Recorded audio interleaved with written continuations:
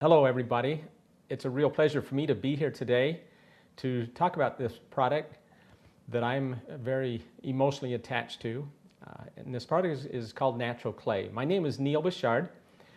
I'm from Redmond, Utah, and many years ago I had the opportunity of learning what natural clay can do. And so my purpose today is to help you understand some things about natural clay. One thing I do need to clarify is that there are a lot of different kinds of clays, and clays are different. To say that you have a clay is like saying that you have a dog. You know, it could be a St. Bernard, a Great Dane, it could be a Chihuahua. So clays are different, and some clays do certain things, some clays don't. Some clays are good for making bricks and pots, pottery, and for paint. Other clay actually has medicinal properties.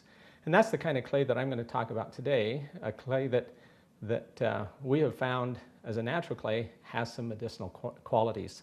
I do need to say that I'm not practicing medicine. I'm not anti-doctor. My purpose is simply to educate people as to another tool in the medical closet. And it's a tool that has been very useful in our family. Many years ago, we had access to a natural clay deposit. This deposit at that time was used primarily for agricultural or industrial applications.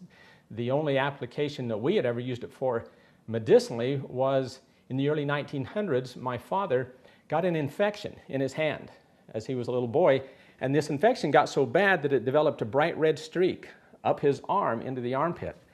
And when his parents, my grandparents, saw this bright red line going up their little boy's arm, they went out to this deposit of this natural clay, made a poultice, mixed it with water, made a poultice, and packed my father's hand in it, and then wrapped it with a towel and put him to bed. He went to bed that night with this bright red line up his arm, but by morning, when he got up in the morning, it was gone. Sucked that red streak out overnight. And so the local folks knew that it had some medicinal qualities externally. It was like putting mud on a bee sting. And who hasn't heard of that? I have a friend whose neighbor was bitten by a brown recluse. When my friend saw the arm, most of the arm, she said, looked like third-degree burns. But in the center of the arm, there was a circle of flesh, 2 or 3 inch circle of flesh that looked like raw hamburger in a crater.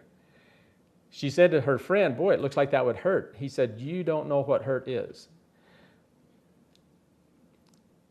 She said, would you want to try the clay? And he was willing. So they packed it in clay, and then they wrapped it with an ace bandage.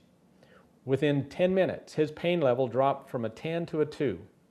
Once each day, he would take off the ace bandage and stick his arm under the faucet of the kitchen sink.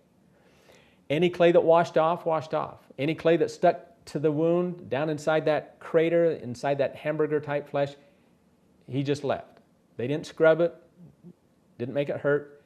They just gently wash out what they could, put new clay and ace bandage.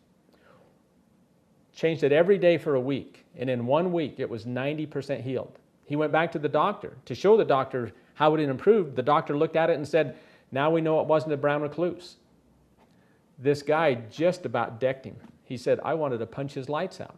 He said, what do you mean? You've been treating this thing for 2 weeks as a brown recluse. And the doctor simply said, brown recluse bites can't heal like that. It must not have been a brown recluse.